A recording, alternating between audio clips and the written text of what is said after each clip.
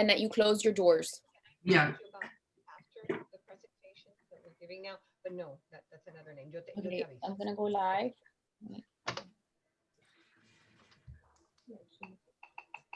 Get here like closer so that I can see the screen if I need to. Olga, I'm gonna run get my headsets real quick in the other room, okay? And that you close your doors. Okay. Oh, I see it. Giving out. Hi, Olga. That's another name. Yo te Okay, aviso. I'm gonna go You live. hear me okay, right?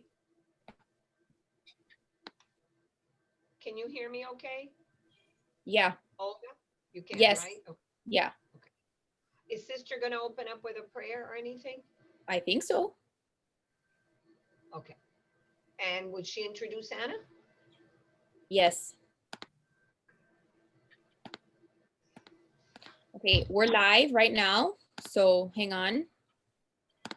The girls are still in class, Right. but It's I'm just still live. testing to make sure that this is working. Is this okay? Hang on. Are we live?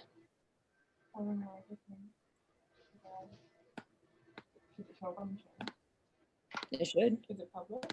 It's a public.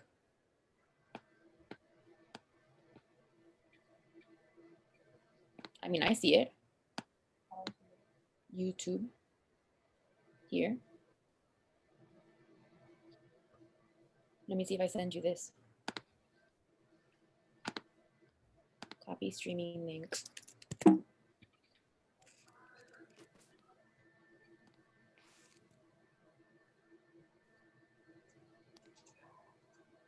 Okay, yeah. You got it? I don't think so. Okay, so we see her screen, right?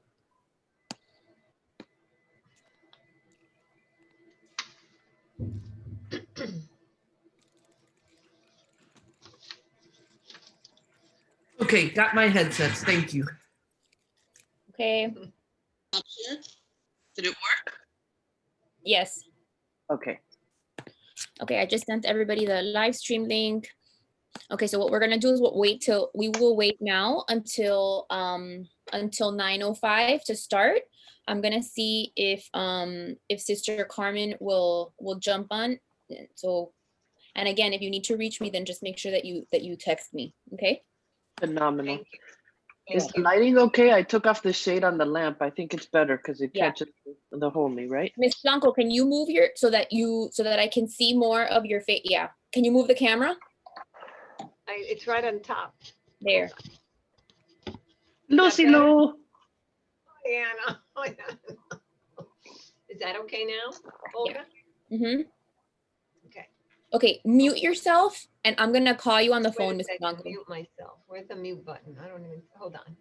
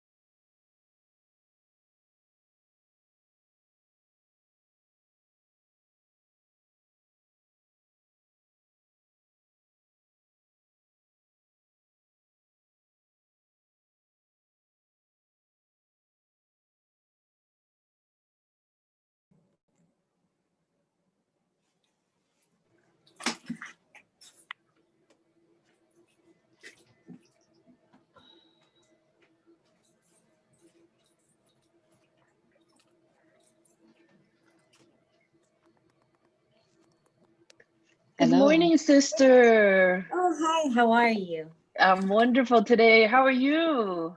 Good, thank you. You were great the other night. Oh, thank you. I think it was a great team. It was wonderful. Yeah, God is always with us. Yes, you're not kidding. No, Thank God no. for that. Right.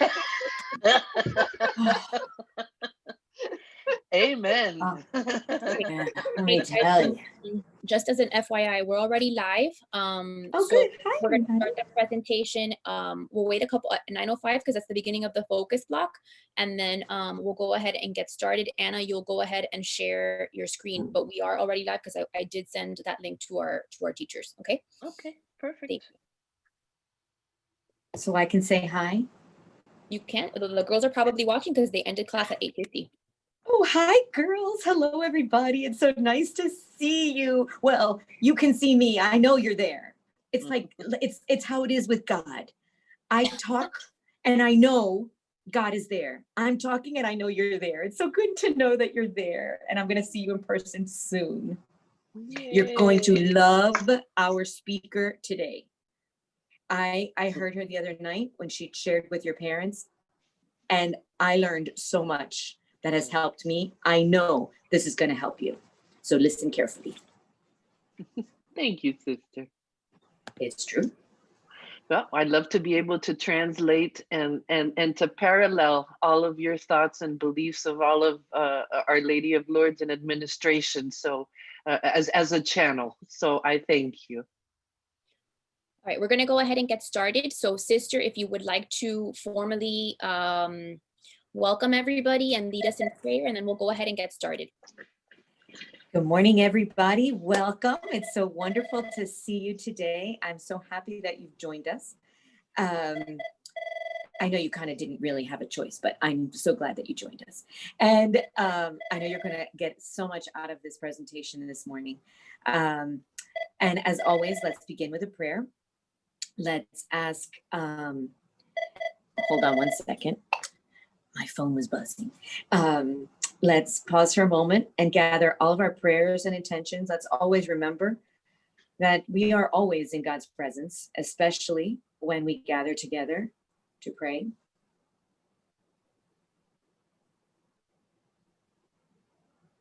And let us place ourselves and our intentions into the hands of Mary, our Blessed Mother, as we pray in the name of the Father and of the Son and of the Holy Spirit.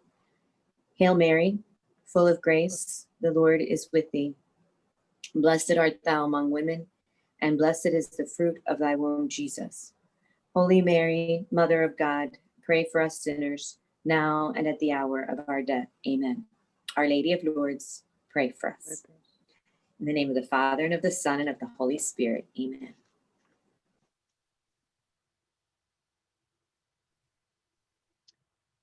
All right, so we're gonna. I also want to extend a welcome to all of you. Ladies, happy Friday. We're so glad that you are joining us. As sister said, very soon we will be able to see you, but we're glad you're here. Our Lady of Lourdes prides itself on the academic very much. Your teachers, the material you're learning, new concepts. And at the heart, of course, we have our faith in God. And today's presentation is for you. Your parents heard it on Wednesday evening. Today's presentation has to do with you and a little extra to help you, not just through this challenging time that we're in, but really lifelong, different things that will help you along the way, because your well-being, the complete you, is so important. The academic, the spiritual, the mental, all of it. I've known our speaker for a number of years, and our guidance department wanted to host this for all of you. And Sister Carmen right away said yes. I've known our speaker, as I said, for a number of years. She's a licensed therapist. She's an educator. She's an interventionist. She's worked with families. She's worked with teenagers. She has vast, vast experience. So I'm just going to go ahead and introduce her and not say any more. It gives me great pleasure to introduce to you this morning, Miss Ana Moreno.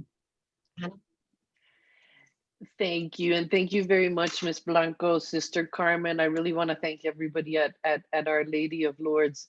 It's truly a privilege for me to be here with you all. And I really, really value so much in my heart of hearts um, the not only the trust that Miss Blanco and the team at Our Lady of Lourdes have instilled in me to be here with you today, but that I'm able to use the word God in this presentation, and that I'm able to talk about our faith and our beliefs, because I think it's such a big part of of who we are.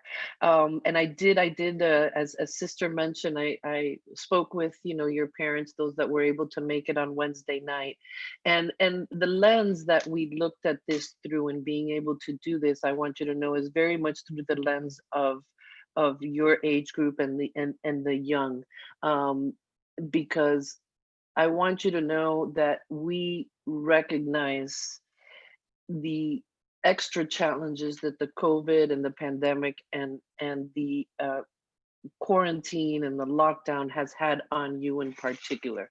So what I'm going to do is I'm going to start sharing my screen with you real quick here. And definitely, we'll start with asking God to bless this incoming school year. And I once again thank your president, Sister Carmen, and everybody on the Our Lady of Lourdes team for giving me this opportunity.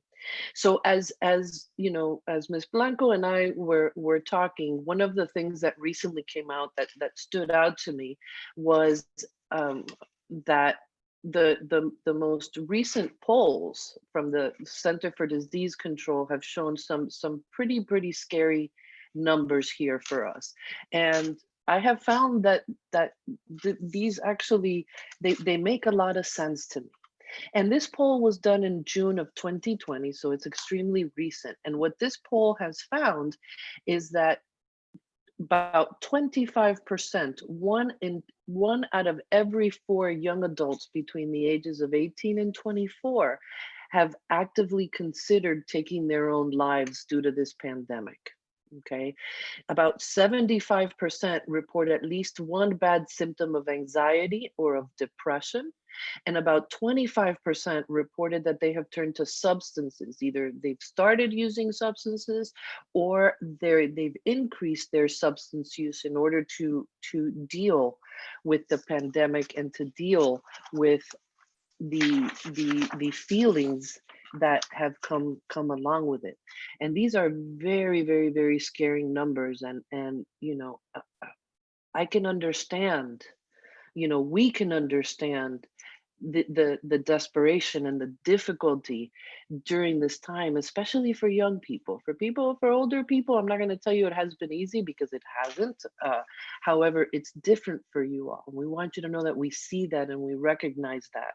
And excuse me, on Wednesday evening, when meeting with your parents, the news had just recently come in. I mean, it was just fresh and hot off the presses that September 23rd looks like it's a day for you all. And I think there was, a lot of happiness around the room that you ladies get to come back to campus, those of you that are able to. And I think it probably created some anxiety too for other folks of what does this mean and where's this going to go. So I'm glad that I was like, hot off the presses, as they say, right? Prior to that family meeting. So when we compare these numbers, right, to the overall general population, what we saw is that, across the board and at all ages, about 10 to 11% of people considered active, suicidal thoughts in the previous 30 days, with a reflection also on the mental health, right? 40% reporting experiencing any kind of symptom related to, COVID, running from anxiety to depression, and even trauma or stress related disorders. And 13.3% have turned to substances or increased their substances. And while what we're living with COVID and everything that comes with it, we all can still have different experiences within what our own experience has been.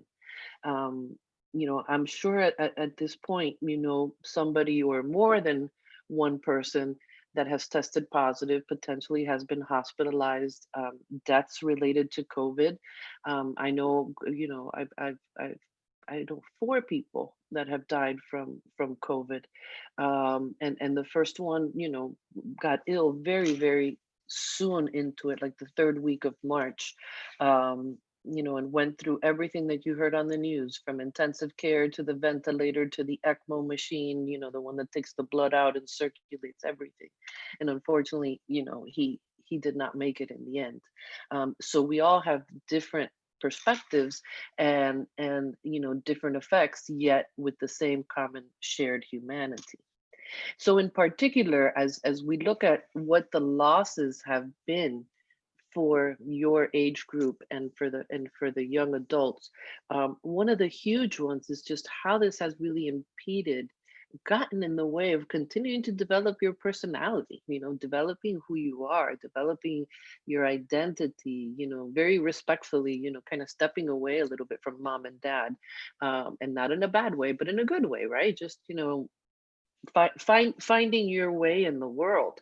And that's very, very tough to do, from home, and being restricted in the way that we have asked you to do this for us. And we appreciate that you have done it for us, because it's not easy to do, especially that we're at the 7-month mark now of how long we've been doing this.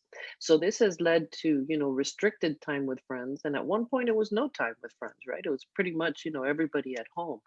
The virtual education, and wow, I think back to March, and I think, the Lord's team on the line here would not disagree that was a huge transition for everybody. I mean, nobody was ready for that.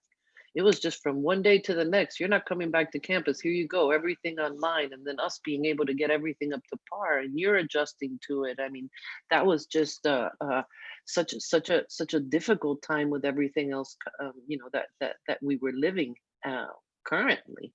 The sports teams were all canceled, and I know you all have a great soccer team out there, and everything kind of had to shut down. Even the way we celebrated, birthdays, holidays, milestones, the ladies that graduated last year, college graduations, and even this year, I look at the freshman year. It's your first year, on campus. Some freshmen may know each other, some may not, and here we are. We had to start virtually, and there's going to be a reset button of sorts set when you come back on campus to have that opportunity, and knowing, it probably won't be 100% of the students, because at home we all have different situations too. Some of our parents may not be comfortable with us coming back to school. There might be somebody that's compromised at home that we need to continue to take care of. So again, everybody's situation is going to be different, and we need to respect and honor what our own environment is like and what we need to do.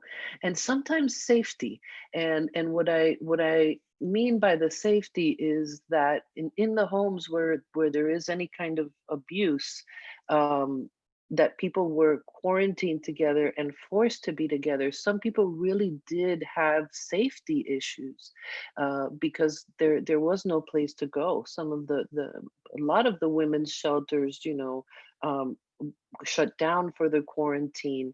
The reports of child abuse have actually gone down, so nobody to observe or to report it. And it's in the space of gratitude that I say, probably for most of us, that's not something that we experience, and we feel safe, because we also need to be able to see, in this opportunity, right, where we can have some gratitude at the same time. So looking at this through the lens of a young person, right, is we look at the actual risks that you all are facing on COVID. And with COVID, if you were to test positive for COVID, the likelihood of somebody your age dying from COVID or young adults is extremely low. And for that, we are very grateful and we thank God for it, right? It's very, very low.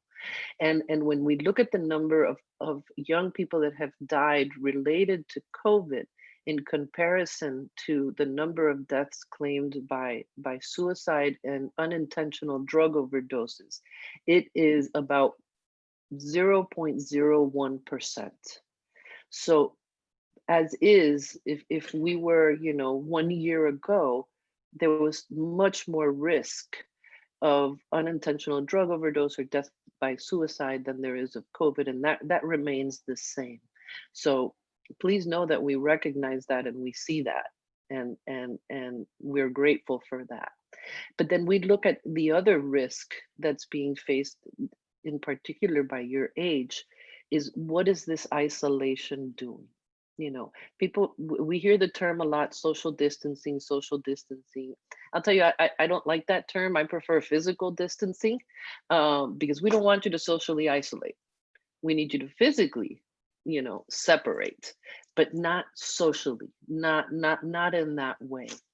But for a lot of people, again, especially going on this 7-month mark, we're seeing a lot of the ripple effects of being more physically isolated and limited, that a lot of this restlessness and a lot of this boredom is really turning into, depression. It's turning into anxiety. It's also manifesting as anger. And you know what, ladies, I get it. We get it. We understand. And I'm gonna say for myself, and I think the Ola team feels the same way, but I don't like to put words in people's mouths. We appreciate what you're doing for us, and in protecting, because it's you're taking care of yourself. It's coming, with a cost, as it is for all of us, but it's a very high cost. But you have stepped up to do your part to protect, us older folk that are more risk for getting this, and for the people in your homes and your grandparents and aunts and uncles and whoever it is that you need to protect. And I want you to know that I truly appreciate it, because I think of the entire population, the biggest sacrifice is coming from you ladies that are here watching this webinar, as well as those that are just a little bit older than you are as well too. And as we hit this new normal, and it's amazing to me how it's been 7 months, because in the beginning the days would drag, and then then the weeks started to go by very quickly, and it's like, boom, here we are 7 months later. You're at the beginning of another school year. Summer was definitely not a typical summer for anybody. It was just, it's like we've entered, a very, very strange world. And excuse me. And I went onto your Facebook and I thought this was a really cool picture of Miss Diaz's class. And if Miss Diaz, you're on the line, shout out for you. This was great, very creative. And it looks like, the ladies here are you all are making the best of your virtual and your online, right? And and that's what we do. We by nature are resilient, we are adaptable, and we step up to whatever challenge is placed in front of us, as difficult as they are. And here you all are, doing what you can, and I love that in some of the faces that you can see, there's smiles. So you're actually being able to enjoy, and this is the big difference between what is socially distant and what is physically distant, right? What we're seeing here, this is physically distant, but not socially. There is that connection, and it's very important to have that connection. And it is not the same as being able to go up to your bestie or one of your friends and give them a hug. It does not, it is not the same. However, it is that connection. And within this connection, we are sharing this common humanity, and we can rely and support each other through this. And that's something that also gives us strength as human beings, is that we can rely on each other. So I want to take a closer look at, what is depression? And actually, before I get into depression, let me tell you the reason I'm going to cover depression, anxiety, and some of these things is because that same CDC poll from the Center for Disease Control took and asked your age group and the young adults, what are your biggest concerns moving forward? And it was twofold, right? Number one is I'm concerned for my mental health. And number two is I'm concerned for my future. Okay, so right on the cusp of that, and also in my talking with Our Lady of Lourdes, this was the same thing that was identified. And as Ms. Blanco said, this is not only about the academics. While the academics are extremely important, we can't neglect that, right? This is about body, mind, soul, and spirit as well too. We need to be in a good place in our hearts, and feel as best as we possibly can in order to be able to be as happy and as productive as we can. So when we look at depression, one of the most common feelings with the depression is the feelings of sadness, just feeling, and not always necessarily being able to identify what caused the sadness, because it's very normal if somebody we love passes away that we're going to feel sad, right? And if one of our pets, if some of us we're very close to our pets, that's also something else, we lose a pet that we have a lot of sadness related to that. But sometimes it's an overall state, and we just can't even put our finger on what it is that happened. And that's okay, because that's that is what depression can be. And depression will also interfere in our ability to concentrate. It can make us very tired. It can be very, very exhausting, and the feelings of hopelessness. And I'm gonna guess that in this 7-month period, most of us have probably had some of those feelings of hopelessness. It's like, when is this gonna end? I can't do this anymore. I miss going out. I may even miss being at school. Missing these things. Sometimes it's in sleeping too much or not sleeping enough. We have difficulty sleeping. Appetite changes. Feeling empty, and sometimes having passive thoughts of death, of, oh my gosh, and if I wasn't here, I wouldn't be dealing with this, and this is so hard.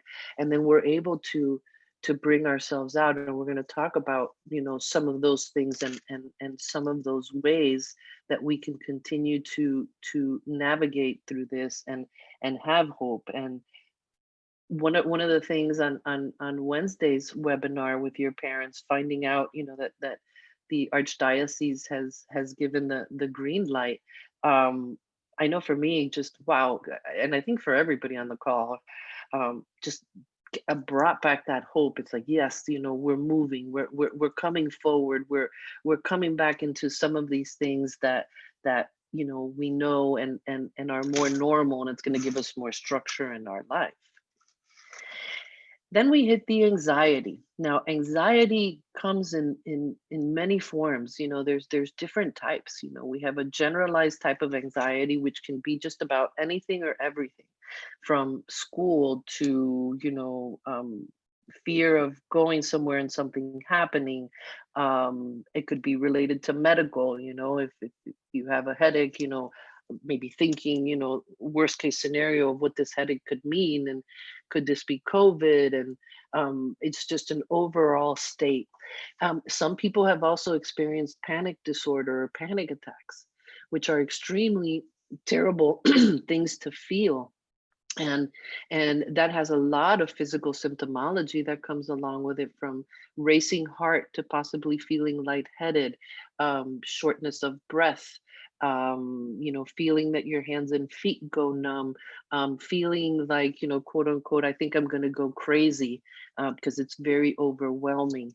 And if you've experienced, a panic attack, it's in knowing neurobiologically what's happening is that the brain is reacting to a threat.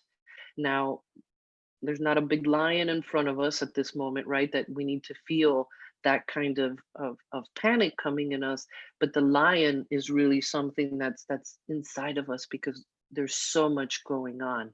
So it's the brain just secreting adrenaline, it's secreting a whole bunch of juices in our brain that has our body physically responding to either fight or flight or flee. So if we were in a dark alley and we see, a dark figure, across the way that's running at us, our body's going to have that same actual response, except it's not going to feel out of place in that moment because there is something visual and physical there, and the body's prepared to react. But when we have these panic attacks, and we're not in that dark alley, it's very overwhelming, and that's just, it's just anxiety. And I don't mean to minimize it as just, because they're terrible feelings, but it's our psyche responding to the amount of stress and the amount of overwhelm that is in front of us. And some people have developed during this time some specific phobias to certain things, right? Doorknobs, certain fears related to a particular object or a particular place, and then some have developed into obsessive compulsive. And interestingly enough, right, one of the more common symptoms with obsessive compulsive is a person that washes their hands, multiple times a day. But hence, this is something we need to be doing right now. So it becomes a very difficult balance to have. So anxiety truly, if we're going to simplify what anxiety is, it's a fear of the future. And right now, there's a lot to be concerned about, for the future. So just going down this list here real quick: excessive worry, feeling agitated, restlessness, fatigue, irritability, tense muscles, trouble sleeping, racing thoughts, irrational thoughts, and catastrophizing. Our mind will automatically take us into the worst case scenario. And it's difficult to pull ourselves back from that. Grief and loss. I don't know that this one is necessarily spoken of enough. But in the 7 months, I think we've all had some grief, and some of it is to some of the things that we have currently lost, and some of it may be related to the future too. So some of the losses, for sure, I think all the ladies probably will agree with me, was just that restricted socializing and going out. That definitely has been a big loss. It was on the cusp of the end of the school year where there's a lot of celebration, and then the summertime, which is, earned time off for everybody after a hard, academic school year. Vacations. I know, I'm very grateful, that every summer I usually take myself a week or 2 weeks off and go on vacation. And they turned into little weekend getaways, which I was very grateful for. However, it was something that was different. It was out of my norm, and I definitely appreciated my 3-4 days out at the beach. But normally it would have been a different kind of trip. Would have been getting on a plane and going somewhere.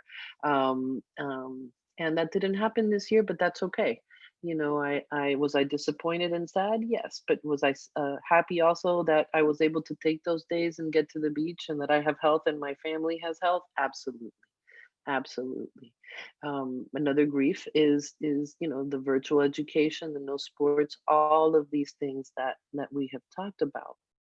And something else I have seen in the families that I've been working with, when it comes to the grief and loss, is that in the last 7 months, I've also had 2 friends that have lost family members to diseases other than COVID.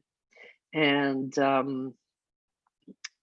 how heartbreaking it is that, and both of them, by the way, were losses to cancer, that their loved one was in the hospital with cancer, dying, and they could not be there to hold their loved one's hands as they passed away.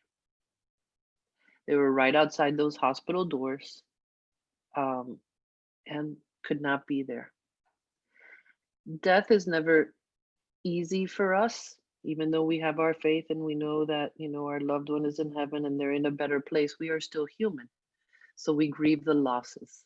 We miss, being able to spend time with that person, to touch, to hug, and to hold. and to not be able to be by their side is something that has added, another component to the grief process. And even in our own rituals and things that we've done that worked for us, the funeral services, going to church. I know, in my family that was something that was very, very challenging, and you may laugh at this or maybe not, I don't know. My mother wanted to continue to go to church and start going back to church when the church is open. But she's an older lady, so we actually had to fight for her not to go to church, and because this is something my mom was just, it's every week. It was never missing. She had to be like super duper duper sick to not partake in that, and that was another huge adjustment and a sense of loss, because she has her group at church. She has, she goes every week, like I said, and till right now she's still doing virtual, because of we're not ready for her to take that step out. And this is where we have to make these choices. So I want to just talk also about some of the unhealthy coping skills that people have fallen into, and more so again in the younger population. Food being one of them. Now, food definitely brings comfort. I know I've got a choice, favorites. I definitely am a sweet eater. I love my chocolate, especially in the evening hours as the day progresses, because right now I could pass up on a piece of chocolate. But give me a few hours and that story starts to change. And while food, I'm taking the example of the chocolate, right? It's okay to reward ourselves and have a little square or two, or have a little bit of chocolate. It's when we start eating, chocolate by the pound, that then it starts becoming a coping mechanism, because we go from giving ourselves a little bit of comfort, which we deserve and we're entitled to, into then trying to numb whatever it is that we're feeling. And it could be that boredom or the loneliness, which I think have been the two biggest triggers for a lot of people being home. People are turning to substances, drinking, marijuana use. Sometimes it's prescription pills or any other kinds of pills to kind of cope with the restlessness. The shopping. I know in the beginning I definitely was doing more shopping. Amazon buy with one click is, became my BFF during this, and now I'm back to more of a normal state. And I think, just as time goes by and we go adjusting to where we are, things, we are adaptable, we're resilient, and we create new ways. And then of course the technology, our iPhones, our smartphones, the social apps, social media, we relied a lot on that. And in essence, it really, the COVID pandemic has increased our reliance on the technology, because you're at school all day virtually. So right there, it's kicked up a lot of that. Our socializing, talking to family members, again, coming back to that technology. And I think there's important things to know about the technology and the role that technology plays, that I want you to be very, very much aware of in yourself, is that having a smartphone, having access to the internet is a source of very immediate gratification. Whatever we want, really. I mean, we can find immediately on a phone, and we have to be careful of how much we use it. We also, have to be very aware of how you use the social media, what you post on social media, the kinds of things even too that you see on social media, knowing that, questioning always, is this real or is this not real? There's a lot of things that get posted that are not real. And when you look at what the technology does, to our brains, and having a smartphone, and getting, number of likes on Instagram, whatever platforms you're using, the TikTok, it lights up the brain in the same way that opiates and marijuana does. this makes us feel good, because what it does is it starts to secrete dopamine in the brain, and the dopamine in the brain is our happy juice, and our brains are going to continue to seek out those things that are going to release dopamine, and those things that make us feel good, and this is one of those, is the smartphones and what we do on there, and the number of likes. And know that technology is set up in a way that really wants you to become, in essence, addicted to it.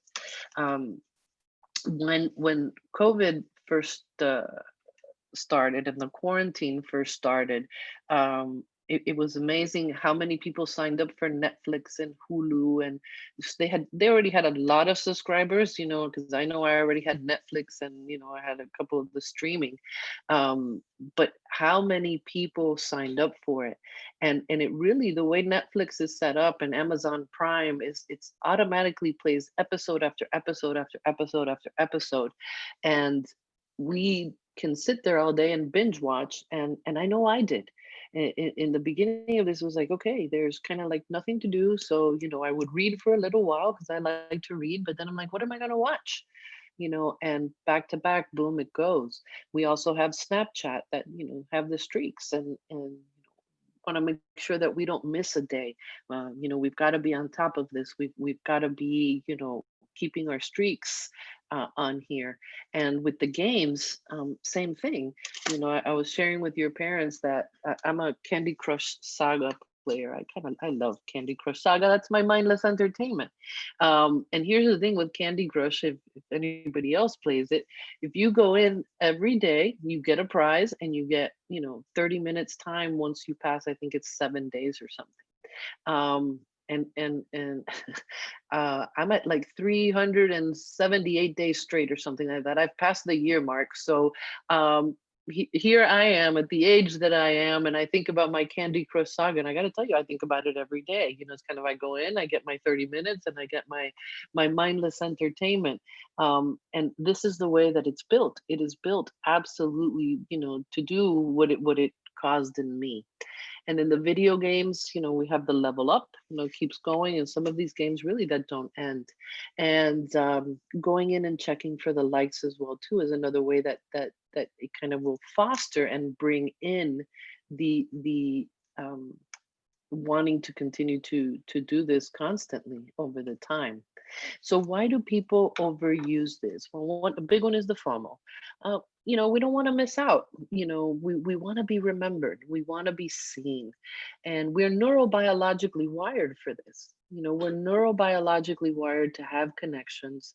And we all want to be loved, and we all want to be accepted, and we don't want to be forgotten. So in this time that we're getting out less, we're not being able to see each other as often as we would like to. We're coming into this to keep that alive and to keep that very present. And peer pressure sometimes, right? It's just, and when I say peer pressure, as a kid growing up, my parents, I remember, would talk to me about that. Oh, the peer pressure. And I'm like, man, my parents are crazy. Nobody's ever told me that if I don't do this, that I'm, stupid, or because I never did. I never heard that.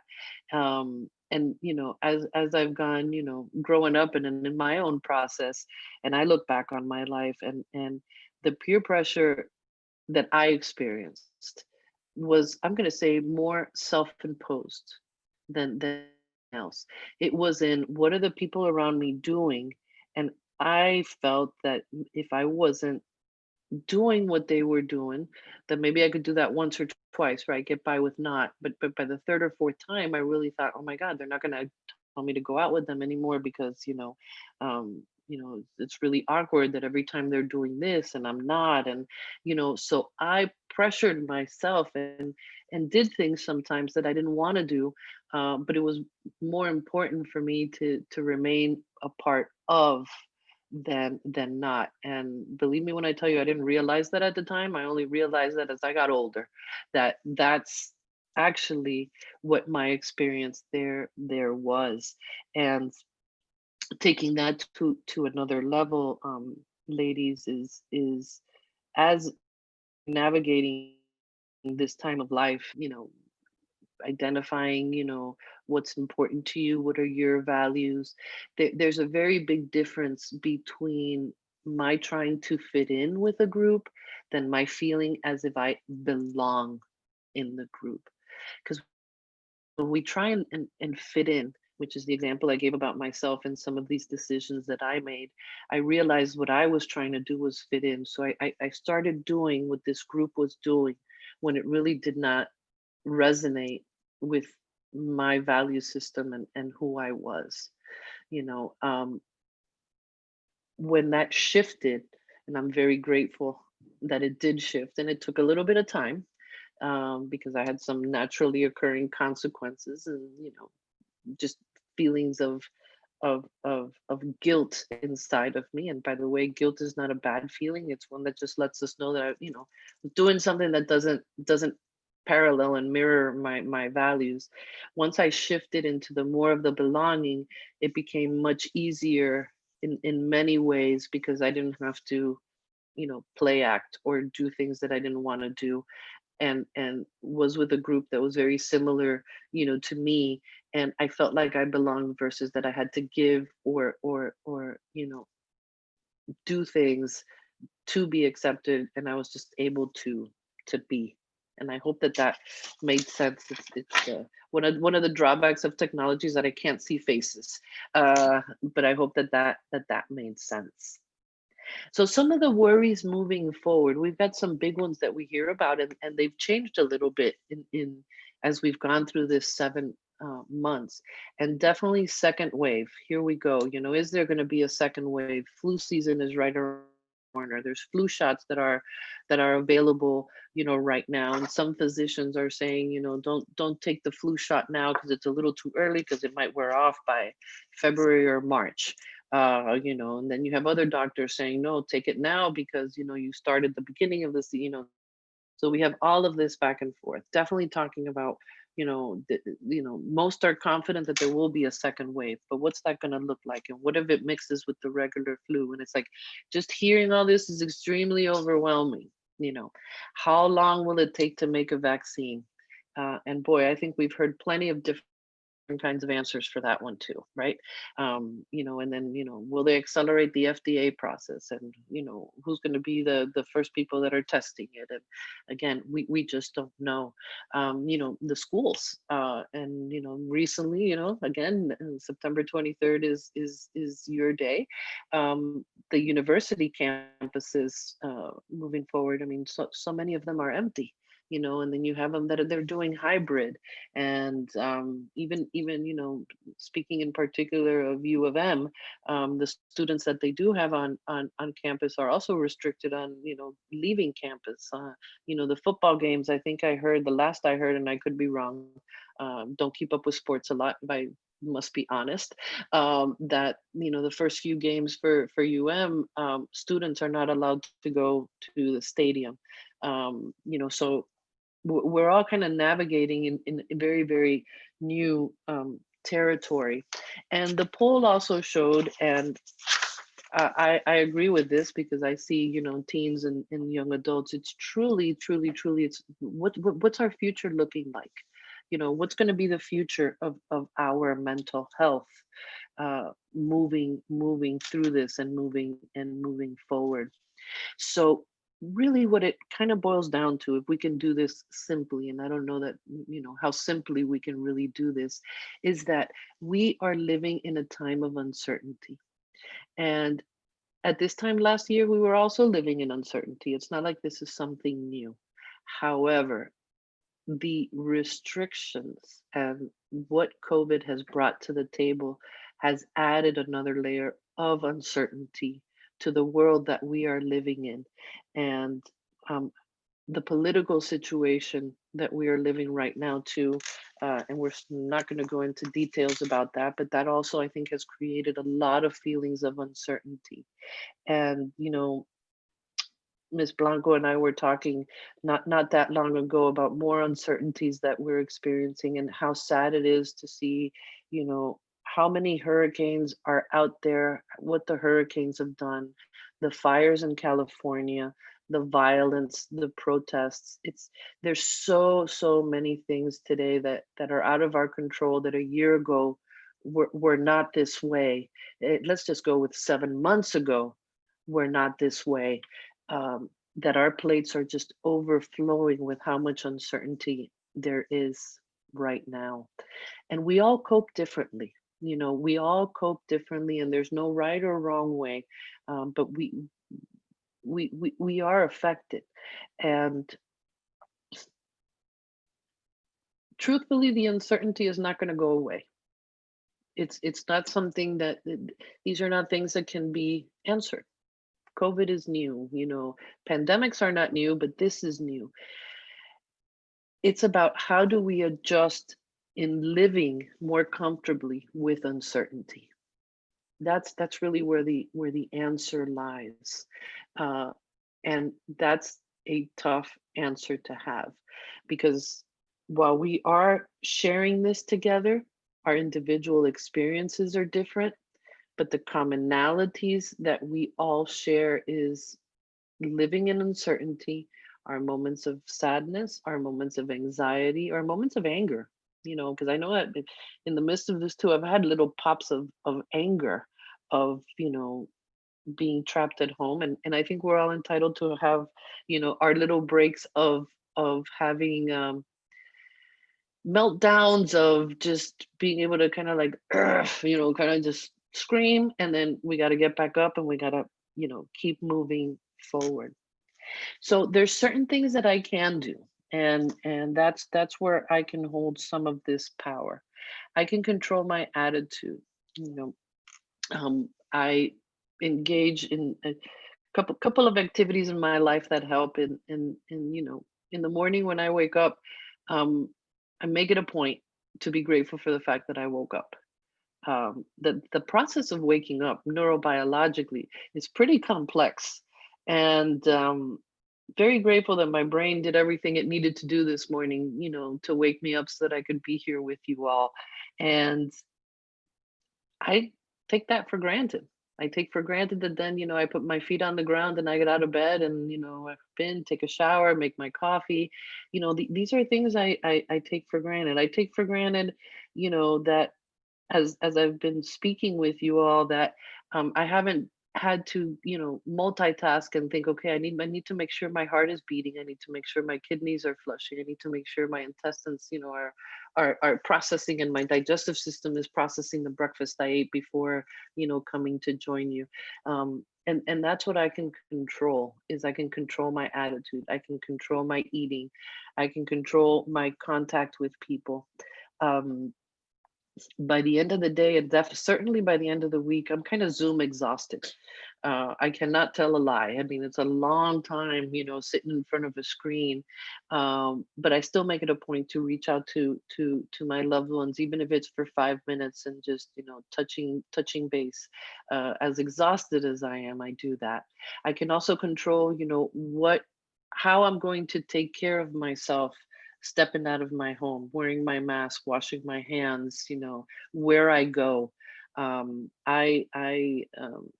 There's certain places that I'm comfortable going, and there's certain places that I'm not comfortable going, but that's on me, what I decide to do. I can control my exercise and going out. Very important to keep moving. Even if it's a 10-minute walk, 15-minute walk, doing a little bit of yoga, whatever it is, keep the body going. Continuing to share time with our family, and following the recommendations. I think the recommendations right now are remain, mask, hand washing, and physical distancing is what the continued recommendations are, and adhering to those as best as we possibly can. There's a lot of things we can't control. We can't control how long this COVID's going to be around. We can't control how long, schools or businesses are going to remain closed. That lies in the hands of people outside of us. Travel restrictions, definitely the attitudes of people around us we can't control. And we've seen that on the news, right? Of people getting into, physical altercations, shooting each other, screaming at each other. And that's out of our power of what the person next to us is going to do. Work situations, irrational fears, excuse me, and the supplies we can find at the store. I mean, I don't know about you all, but I was pretty scared when I couldn't find toilet paper. Never would I have thought that we were going to have a toilet paper shortage. And my new favorite perfume, Lysol, haven't found a can of Lysol since this all began. I have found the wipes, but not a can of Lysol, and that's something else that extremely frustrating to be very limited on that. So what are the strengths we have to build on? I will tell you first and foremost to look at your life already, because you have made it through 100% of everything that's been put in front of you. We are adaptable, we are strong, we are resilient. I promise you that. And those are already strengths that you already have. And it's about tapping in those and pulling into those. Our faith in God. If God takes you to it, God will take you through it. We're gonna make it past. We are not alone, and we have to know that we are not alone. It's important, ladies, to keep talking to each other, and keep reaching, for that help, because we are much stronger together than we are individually. And we need to build on the strengths.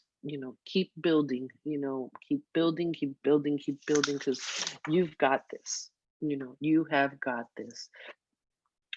In this transitionary period back to school, I just want to take a moment to address that not everybody's going to be returning back to campus for whatever reason, right? There's going to be people that are just scared of getting sick themselves. There's that may have a compromised adult at home that can't risk being out. And I want you to, if you're one of those ladies and have those feelings of sadness or disappointment that you will not be coming back to the campus next week, I want you to talk about that as well too, because here is that in essence is another sacrifice we're asking of you, is that while we want you back on campus as quickly as possible, and I'm going to assume your parents probably want the same for you, that it could be a very difficult decision to weigh based on what our individual experiences have been. So I always talk about that, and let people know that this is hard for you, because truly it is. It is hard, and I want you to know once again that I acknowledge it. Your family at Our Lady of Lourdes acknowledges it, and this is why they wanted to put this together for you. They want you to know that they know. They've got your back. They feel where you're at. This hasn't been easy for them either, I have to say, even though I haven't heard not one complaint, honestly. But I can imagine. I try and put myself in the shoes of an administrator or a teacher, and this again has brought up challenges for so many. And I can only imagine too what it's like, Miss Blanco and Sister, right, to be in Sister Marianne. I don't know if she's on the call today or not, and Miss Prado, to be walking around an empty campus knowing that it's September. It's kind of like there's something like, it's like, what's wrong here? It doesn't feel right in any way, for that, because I see many of you are in your offices at school, and it's just got to be so quiet that it's kind of like a little weird. So I want to thank you all for your time, and please, if you need help, ask for it. You're not alone. You have your entire family at home. You have your entire family at Our Lady of Lourdes. There's a suicide prevention hotline. It's open 24 hours a day. You could always call and ask for help if you're feeling that way. But know that there is hope. I promise you that there is hope. Things do get better. It does take time. We're not alone. We can make it through, and we make it through together. We make it through together. I want you to really, really have the hope in this. And, you know, I read a quote the other day. I didn't pick it for this one. Says, this too shall pass. It's passing like a kidney stone with a lot of pain, but this too shall pass. And the truth is, you know, it will. So I thank you all. I thank, you know, all the ladies on the call today. I thank everybody at Our Lady of Lourdes. And most importantly, I thank God for this opportunity to be here with you today. And I'm just going to stop sharing real quick. And Miss Blanco, I think I'll come to you. I know we have a couple minutes left. I don't know. There we go. Thank you so much, Anna, for your presentation, for your words of wisdom, encouragement, hope, the tools that you've given our girls. We thank you so much. I don't think we're able to do the Q&A, correct? I don't think we can do that. However, the presentation is there. It will be posted, right, Ms. Martinez? I believe it will be. Yes, The presentation. it will be archived on our YouTube. Excellent. So you'll have access to that. And we thank you again. Wonderful presentation. Thank you. I think the message. So Miss Blanco, you're excited for your ladies to come back, huh? Absolutely. Absolutely. We definitely are. All of us. Yeah. And we continue to do what we're able to do together. Amen. Thank you. All righty. Thank you all. Have a blessed day. Thank you. Bye, Sister Carmen. Thank you so much. Have a blessed day. Oh, you're on mute.